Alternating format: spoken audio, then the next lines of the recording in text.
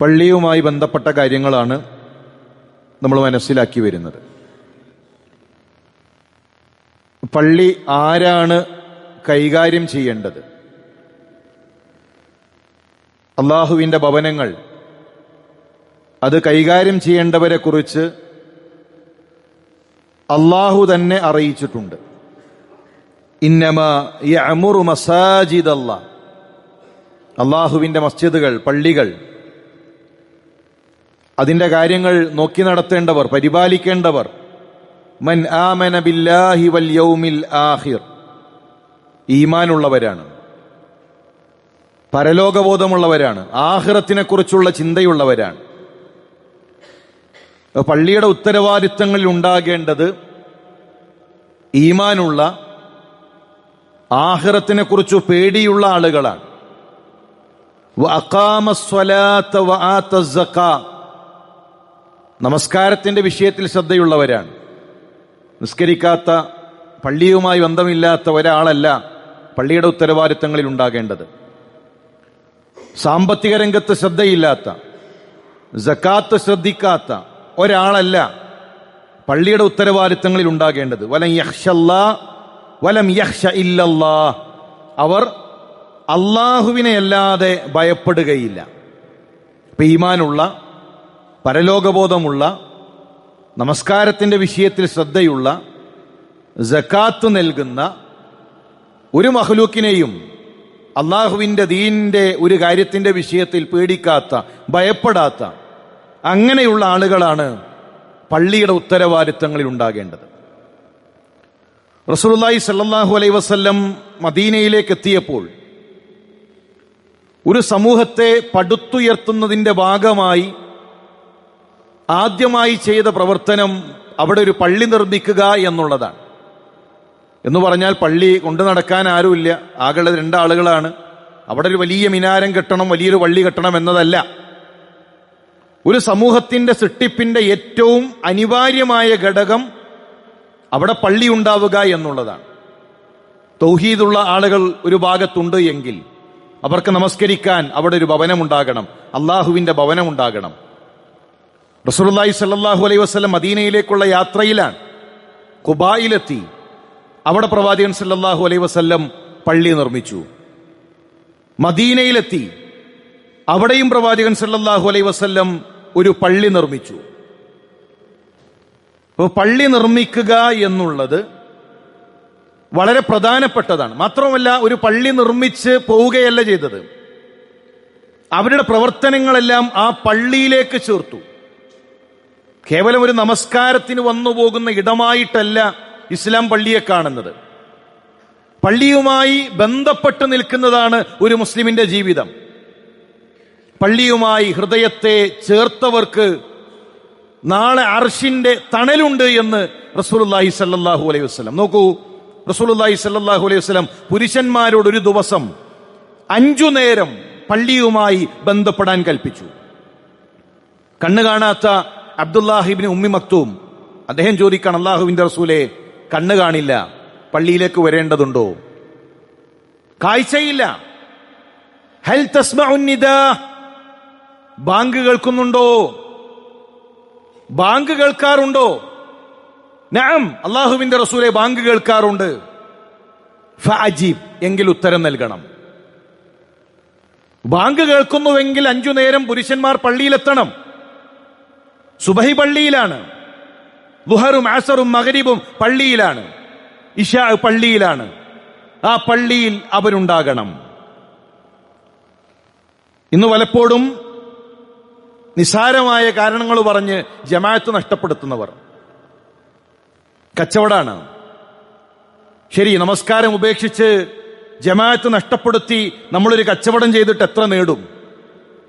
എത്ര നമ്മൾ വാരിക്കൂട്ടും? ഞാനും നിങ്ങളും ആരാണ്?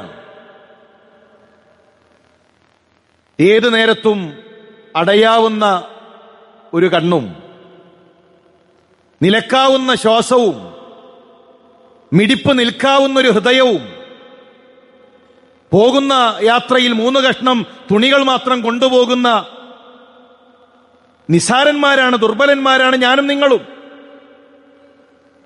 ആ സമയത്ത് കൂടെ വരാനുള്ളതാണ് ഈ നമസ്കാരങ്ങൾ. ഈ ജമാഅത്ത് നമസ്കാരത്തെ കാത്തിരിക്കുന്ന സമയം.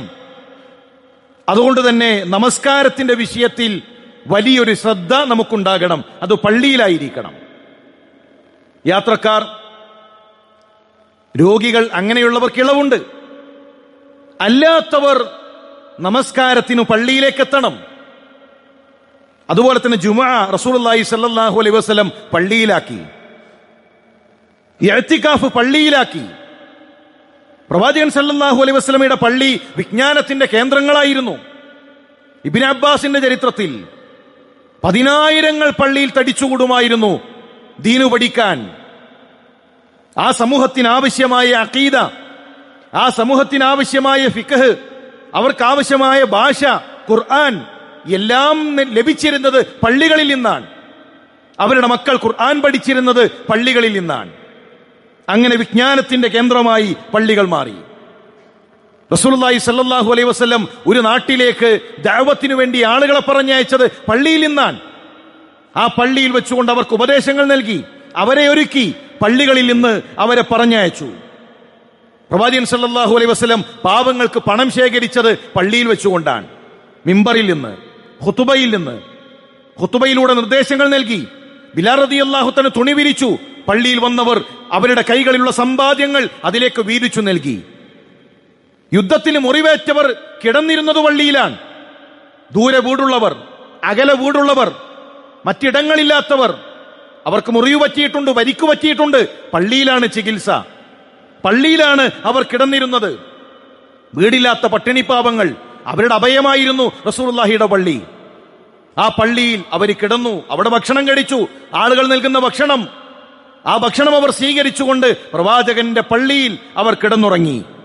പാവങ്ങൾക്കുള്ള കൂരയായിരുന്നു റസൂലുള്ളാഹി സ്വല്ലല്ലാഹു അലൈഹി വസല്ലമയുടെ പള്ളി. ജനങ്ങൾ മസ്അല ചോദിച്ചെത്തിയത് പ്രവാചകന്റെ പള്ളിയിലാണ്.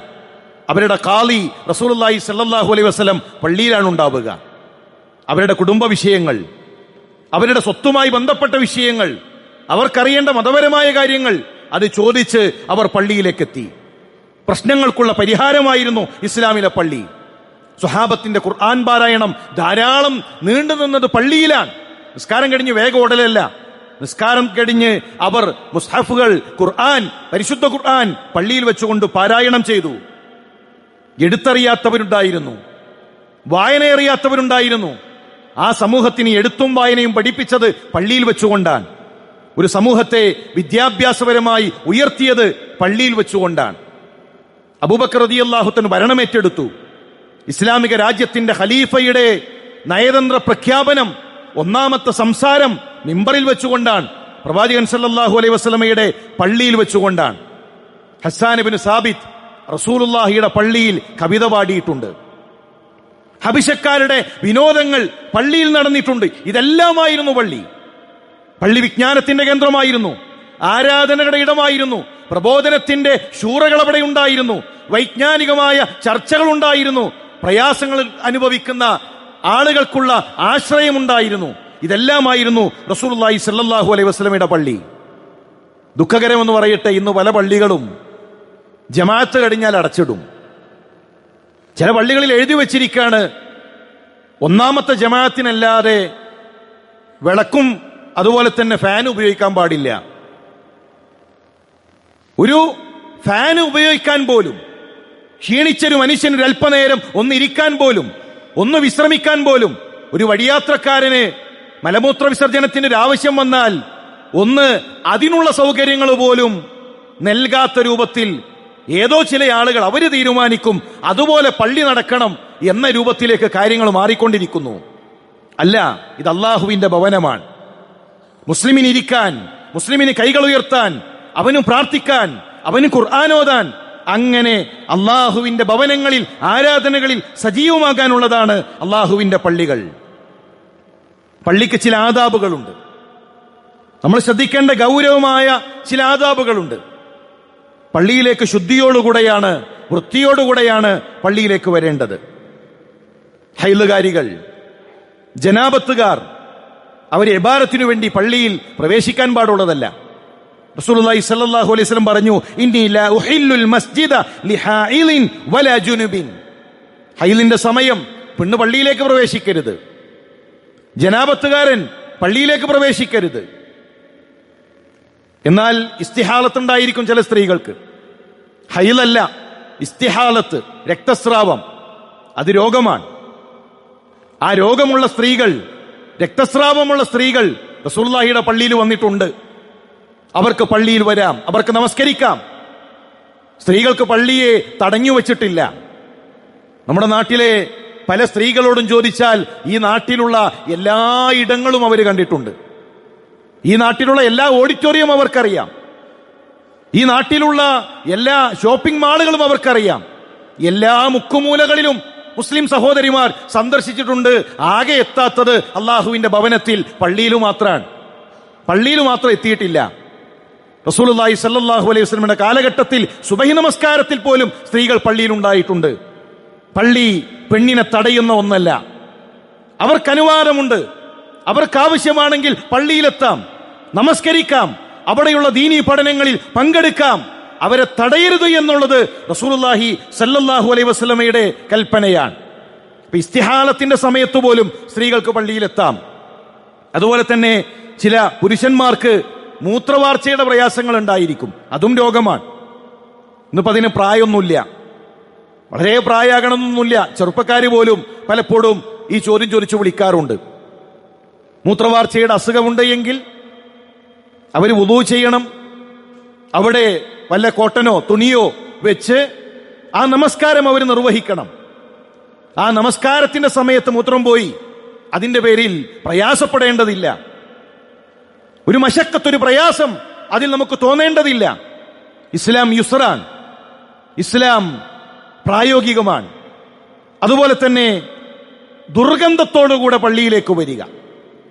റസൂലുള്ളാഹി സ്വല്ലല്ലാഹു അലൈഹി വസല്ലം പറഞ്ഞു, മൻ അകല സൗമൻ ഔ ബസലൻ ഫൽയഅ്തസിൽനാ. ഉള്ളി കഴിച്ചുകൊണ്ട് കഴിക്കാൻ അനുവാദമുള്ള ഒരു സാധനമാണ്. പക്ഷെ അത് കഴിച്ചാൽ ആ സ്മെല്ല് കുറച്ചു നേരത്തേക്ക് ഉണ്ടാകും. ചില ആളുകൾക്ക് അത് ഇഷ്ടപ്പെട്ടുകൊള്ളണമെന്നില്ല. ഇപ്പൊ വരല് ഹറാമൊന്നുമല്ല, പക്ഷെ അത് ശ്രദ്ധിക്കണം. ആ ഒരു ദുർഗന്ധം നിന്റെ കൂടെ നമസ്കാരത്തിന് നിൽക്കുന്ന ഒരാൾക്ക് പ്രയാസമാകരുത്. പള്ളിയിൽ ഇബാദത്തിന് വരുന്ന ഒരു മനുഷ്യന് പ്രയാസമാകരുത്. അതുപോലും പറ്റില്ല എങ്കിൽ സ്മോക്ക് ചെയ്യുന്നവരുടെ ആ ഒരു ഗന്ധം അറപ്പുള്ളതാണ്, മനുഷ്യർക്ക് വെറുപ്പാണ്. എങ്ങനെയാണ് ആ രൂപത്തിൽ പള്ളിയിലേക്ക് വരിക? സുബഹി നമസ്കാരത്തിന് ആ കിടന്ന ആ വസ്ത്രം, അതേ വസ്ത്രം തന്നെ ധരിച്ച്, ഒന്ന് ബ്രഷ് ചെയ്യാതെ, നല്ല രൂപത്തിലൊന്ന് ശുദ്ധി വരുത്താതെ അങ്ങനെ വരുന്നവർ, ഇത് അല്ലാഹുവിന്റെ ഭവനമാണ്. അവിടെ നല്ല വസ്ത്രം ധരിച്ച്, സുഗന്ധം ഉപയോഗിച്ച്, ദുർഗന്ധങ്ങളില്ലാതെ ശുദ്ധിയോടുകൂടെ പള്ളിയിലേക്ക് പ്രവേശിക്കാൻ ശ്രദ്ധിക്കണം.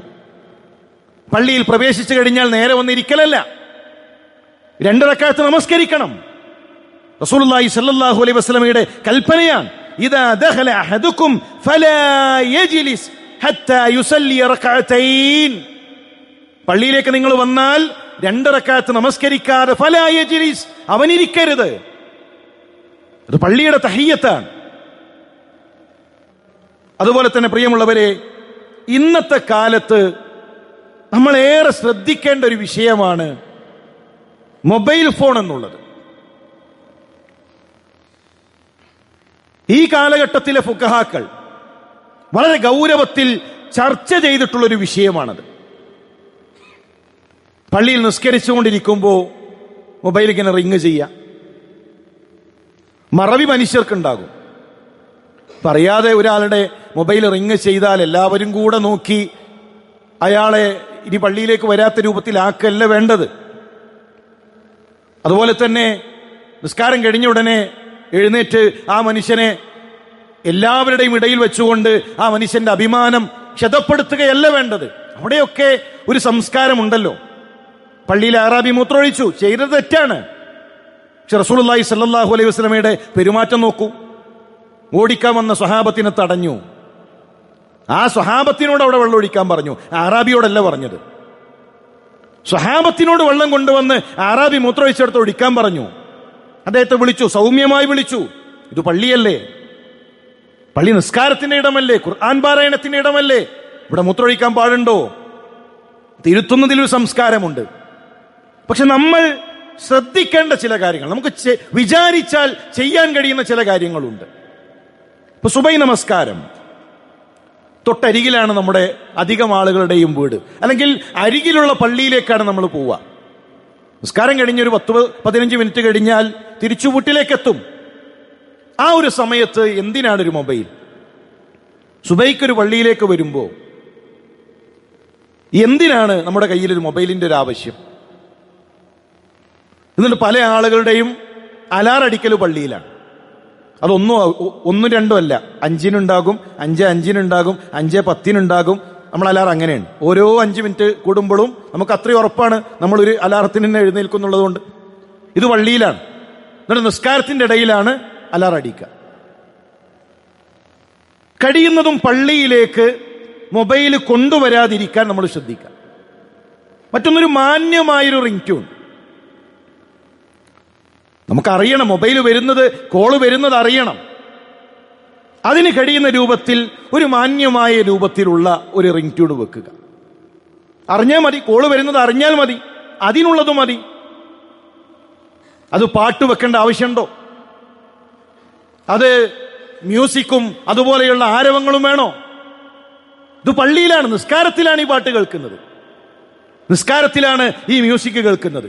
മാത്രമല്ല മൊബൈൽ എന്നുള്ളത് എപ്പോഴും നമ്മുടെ കൂടെയുള്ളതാണ്. നമ്മൾ ഏതെല്ലാം സ്ഥലങ്ങളിൽ പോകുന്നു, രോഗിയുടെ അരികിൽ നമ്മൾ ചെല്ലും, മരണവീട്ടിൽ നമ്മൾ ചെല്ലും, പലതരം ദുഃഖങ്ങൾ അനുഭവിക്കുന്ന മനുഷ്യരെ നമ്മൾ ചെന്ന് കാണും. അപ്പൊ അവിടെയൊക്കെ കഴിയുന്ന എല്ലായിടത്തേക്കും പറ്റുന്ന രൂപത്തിലുള്ള മാന്യമായൊരു റിംഗ് ട്യൂൺ, അതാണ് നമുക്കുണ്ടാകേണ്ടത്. ഇനി നിസ്കാരത്തിൽ ബെല്ലടിച്ചാലോ, അതിങ്ങനെ തീരുന്നത് വരെ കാത്തിരിക്കാണ് ചില ആളുകൾ. കാരണം ആരോ നമ്മളെ പഠിപ്പിച്ചിട്ടുണ്ട് 3 തവണ ഒരു അനക്കം സംഭവിച്ചാൽ നിസ്കാരം ബാത്തിലാകും. അതുകൊണ്ട് മൊബൈൽ ഓഫ് ചെയ്യൂല. കാരണം മൊബൈൽ ഓഫ് ചെയ്താൽ നിസ്കാരം ബാത്തിലാകും എന്നാണ് മനസ്സിലാക്കിയിട്ടുള്ളത്. അതല്ല, നമസ്കാരത്തിൽ മൊബൈൽ ബെല്ലടിച്ചു കഴിഞ്ഞാൽ അത് ഓഫ് ചെയ്യണം. ഇത് മറ്റുള്ളവരുടെ നിസ്കാരത്തെയാണ് ബാധിക്കുന്നത്. മാത്രമല്ല അയാളുടെ നിസ്കാരത്തെയും ബാധിക്കും. ഞാൻ നിസ്കരിക്കും, എന്റെ മൊബൈൽ ബെല്ലടിച്ചാൽ എന്റെ മനസ്സിൽ വരില്ലെന്താ? ആളുകൾ എന്നെ പറ്റി എന്ത് വിചാരിക്കുന്നുണ്ടാകും? എല്ലാവരും എന്നെ പറ്റിയല്ലേ ചിന്തിക്കുന്നു. ഇതാണ് ഞാൻ ചിന്തിച്ചുകൊണ്ടിരിക്കുക. ബാക്കിയുള്ളവരോ, ആരാണ് ഈ മൊബൈൽ കൊണ്ടുവന്നിട്ടുള്ളത്, അവനെ പറ്റിയിട്ടാണ് മറ്റുള്ളവർ ചിന്തിക്കുന്നത്. പെട്ടെന്ന് ചിന്ത മാറും. അതുകൊണ്ട് നിസ്കാരത്തിൽ മൊബൈൽ ബെല്ലടിച്ചാൽ അത് ഓഫ് ചെയ്ത് വെക്കാൻ നമ്മൾ പ്രത്യേകം ശ്രദ്ധിക്കണം. അതുപോലെ തന്നെ ഒരാൾ മൊബൈൽ കട്ട് ചെയ്താൽ, ചിലപ്പോഴൊക്കെ കാണാം ഒരാൾക്ക് ഒരു കോള് വരുന്നു, അയാൾ എങ്ങനെയെങ്കിലും കട്ട് ചെയ്യും, പിന്നെ വീണ്ടും വിളിക്കും, ഇയാൾ വീണ്ടും കട്ട് ചെയ്യും, അപ്പൊ വീണ്ടും വിളിക്കും. നമ്മൾ ഒരാളെ വിളിച്ചു, അയാളെ മൊബൈൽ കട്ട് ചെയ്താൽ അതിന്റെ അർത്ഥം അയാൾ തിരക്കിലാണ് എന്നാണ്. അയാൾ ഇപ്പോൾ നമ്മുടെ കോൾ എടുക്കാൻ ഉദ്ദേശിക്കുന്നില്ല, ഇപ്പൊ നമ്മളുമായി സംസാരിക്കാൻ അയാൾ ഉദ്ദേശിക്കുന്നില്ല. അപ്പൊ വീണ്ടും തിരിച്ചു വിളിക്കലല്ല, അയാൾ കുറച്ചു കഴിഞ്ഞ് അയാളുടെ തിരക്ക് മാറുമ്പോൾ തിരിച്ചു വിളിക്കും എന്ന് മനസ്സിലാക്കുക. അല്ലാതെ വീണ്ടും വീണ്ടും വിളിച്ച് ഇടക്കുന്നത് വരെ ഞാൻ വിളിച്ചുകൊണ്ടിരിക്കും എന്നതല്ല. വീട്ടിൽ വന്നു ഒരാൾ, വാതിൽ മുട്ടി, സലാം പറഞ്ഞു, 3 തവണ സലാം പറഞ്ഞിട്ടും വാതിൽ തുറക്കുന്നില്ല. എന്താ ഒരു മുസ്ലിം ചെയ്യേണ്ടത്? തിരിച്ചു പോകണം. അവിടെ ചെരുപ്പ് കാണുന്നുണ്ട്, അപ്പൊ ആളേതായാലും ഉള്ളിലുണ്ട്, അടുക്കള വഴി പോയി നോക്കാം, ഞാൻ മുട്ടി എങ്ങനെങ്കിലും തുറപ്പിക്കും എന്നതല്ല. മനുഷ്യർ പല അവസ്ഥയിലുണ്ടാകും. വീട്ടിലും ആളുണ്ടെങ്കിലും ചിലപ്പോൾ തുറക്കാൻ കഴിയുന്ന അവസ്ഥയിലായിക്കൊള്ളണമെന്നില്ല. ചിലപ്പോൾ ഭാര്യയും ഭർത്താവും തമ്മിൽ എന്തെങ്കിലും സംസാരിച്ച് അവർ പിണങ്ങി നിൽക്കുന്ന സാഹചര്യമായിരിക്കും, സങ്കടത്തിലിരിക്കുന്ന അവസ്ഥയായിരിക്കും, മറ്റെന്തെങ്കിലും പ്രയാസങ്ങൾ അവർക്കുണ്ടാകും. നമ്മളുമായി സംസാരിക്കാൻ അവരുദ്ദേശിച്ചു കൊള്ളണമെന്നില്ല. വാതിൽ മുട്ടി, ആളുള്ളിലുണ്ടാകട്ടെ, ബെല്ലടിച്ചു, സലാം പറഞ്ഞു, അവര് വരുന്നില്ല എങ്കിൽ തിരിച്ചു പോകണം. അതുപോലെയുള്ളൊരു സംസ്കാരമാണ്. നമ്മൾ ഫോൺ ചെയ്തു, അവര് ബിസിയാക്കിയാൽ, അവരത് കട്ട് ചെയ്താൽ പിന്നെ വീണ്ടും വീണ്ടും വിളിച്ച് പ്രയാസപ്പെടുത്തലല്ല. മറിച്ച് മനസ്സിലാക്കണം, അവർ നമ്മുടെ ഫോൺ എടുക്കാൻ ഉദ്ദേശിക്കുന്നില്ല, കുറച്ച് കഴിഞ്ഞ് തിരിച്ചു വിളിക്കും, അല്ലെങ്കിൽ കുറച്ച് സമയം കഴിഞ്ഞ് നമ്മൾ അവരെ വിളിച്ചു നോക്കുക എന്നതെല്ലാം ഒരു ഇസ്ലാമിക സംസ്കാരത്തിന്റെ ഭാഗമാണ്. അപ്പൊ ഇത്തരം വിഷയങ്ങൾ നമ്മൾ പ്രത്യേകം ശ്രദ്ധിക്കുക. അങ്ങനെ പള്ളിയുമായി ബന്ധപ്പെട്ട് നമ്മൾ പാലിക്കേണ്ട അദബുകൾ അത് പാലിച്ചുകൊണ്ട് നമ്മൾ മുന്നോട്ട് പോവുക. അള്ളാഹു അതിനുള്ള തൗഫീക്ക് നൽകി അനുഗ്രഹിക്കട്ടെ.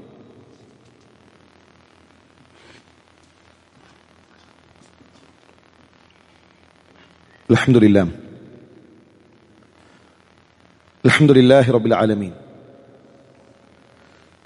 വസ്സലാത്തു വസ്സലാമു അലാ റസൂലില്ലാഹ് വഅലാ ആലിഹി വസഹ്ബിഹി അജ്മഈൻ അമ്മാ ബഅദ്. അള്ളാഹുവിനെ സൂക്ഷിച്ച് അവനെ വഴിപ്പെട്ട് ജീവിക്കണമെന്ന് ഉണർത്തുകയാണ് വസിയത്ത് ചെയ്യുക. അതുപോലെ തന്നെ പള്ളിയിൽ കളഞ്ഞുപോയ വസ്തുക്കൾ അന്വേഷിച്ച് വിളിച്ചു പറയാൻ പാടില്ല. ഇപ്പൊ പള്ളിയിലൊരു സാധനം കാണാതായി, പള്ളിയിൽ നിസ്കാരത്തിന് വന്നപ്പോൾ ഒരു ചാവി കാണാതായി, മൊബൈല് കാണാതായി, അത് പള്ളിയിൽ അന്വേഷിക്കാം എന്നതല്ലാതെ ആളുകളൊക്കെ കൂടുന്നൊരിടമാണല്ലോ പള്ളി. പല ഭാഗത്തു നിന്നുള്ള ആൾക്കാരുണ്ടാകും. എൻ്റെ മകളുടെ ഒരു ചെയിന് കാണാതായിട്ടുണ്ട്, അതറിയിക്കാനുള്ള ഇടമല്ല പള്ളി. നമ്മുടെ ഒരു വ്യക്തിപരമായൊരു കാര്യം നേടാനുള്ള ഇടമല്ല പള്ളി. പള്ളി നമ്മുടെ കച്ചവടത്തിന് വേണ്ടി ഉപയോഗിക്കരുത്. പള്ളിയുടെ ഉൾഭാഗം പള്ളിയിൽ ഇരുന്നിട്ട് റിയൽ എസ്റ്റേറ്റിന്റെ ചർച്ച, പള്ളിയിൽ നിന്നിട്ടാണ് കാറിന്റെ കച്ചവടം തീരുമാനാക്കുന്നത്. കച്ചവടം വാങ്ങാനും പാടില്ല, വിൽക്കാനും പാടില്ല. പള്ളി എന്നുള്ളത് നമ്മുടെ ഒരു ബൈഇന് വേണ്ടി, നമ്മുടെ ഒരു കച്ചവടത്തിന് വേണ്ടിയുള്ളതല്ല. കച്ചവട സംബന്ധമായൊരു കോള് വന്നു, ഒന്ന് ഫോൺ എടുത്ത് പുറത്തേക്ക് ഇറങ്ങാം. പള്ളിയുടെ പുറത്തേക്ക് ഇറങ്ങിയാൽ ആ വിഷയമല്ല. അത് പള്ളിയുടെ വാതിലിന്റെ പുറത്ത് നടന്നോട്ടെ, പള്ളിയുടെ ഉള്ളിൽ കച്ചവടത്തിന്റെ ചർച്ചകളല്ല, കച്ചവടത്തിന് വേണ്ടിയിട്ടുള്ള ആലോചനകളല്ല. റസൂലുള്ളാഹി സ്വല്ലല്ലാഹു അലൈഹി വസല്ലം വിരോധിച്ചു. നഹാ റസൂലുള്ളാഹി അനി ശിറാഇ വൽ ബൈഇ ഫിൽ മസ്ജിദ്. പള്ളിയിൽ വിൽക്കലും വാങ്ങലും അത് റസൂലുള്ളാഹി സ്വല്ലല്ലാഹു അലൈഹി വസല്ലം വിരോധിച്ചു. ഇദാ റഅയ്തും മൻ യബീഉ ഔ യബ്താ ഫിൽ മസ്ജിദ്, പള്ളിയിൽ കച്ചവടം ചെയ്യുന്നവരെ കണ്ടാൽ ഫഖൂലു, നിങ്ങൾ പറയണം, ലാ അബ്റഹല്ലാഹു തിജാറതക്, നിന്റെ കച്ചവടത്തിൽ അല്ലാഹു ലാഭം നൽകാതിരിക്കട്ടെ, കച്ചവടത്തിൽ ലാഭം ഇല്ലാതിരിക്കട്ടെ എന്ന് പറയണം. ഫഖൂലു, നിങ്ങൾ അയാളോട് പറയണം. അത് ദീനാണ്. പള്ളി വരുമാനം ഉണ്ടാക്കാനല്ല, പള്ളിയിൽ നമ്മുടെ കച്ചവടം ചെയ്യാനല്ല, നമ്മുടെ ഒരു ഭൗതികമായ കാര്യങ്ങൾ നേടാനല്ല. പള്ളിയും സംവിധാനങ്ങളും അതിനല്ല ഉപയോഗിക്കേണ്ടത്. പള്ളിക്ക് ജനങ്ങൾ പണം നൽകുന്നതിന് ലക്ഷ്യമുണ്ട്, പള്ളിയിൽ ആളുകൾ വന്നിരിക്കുന്നതിന് ലക്ഷ്യമുണ്ട്. ആ മക്സദ് നടക്കണം. പള്ളി ഇബാദത്തിന്റെ കേന്ദ്രങ്ങളാണ്, അത് പൊതുവാണ്, മുസ്ലിമീങ്ങളുടേതാണ്.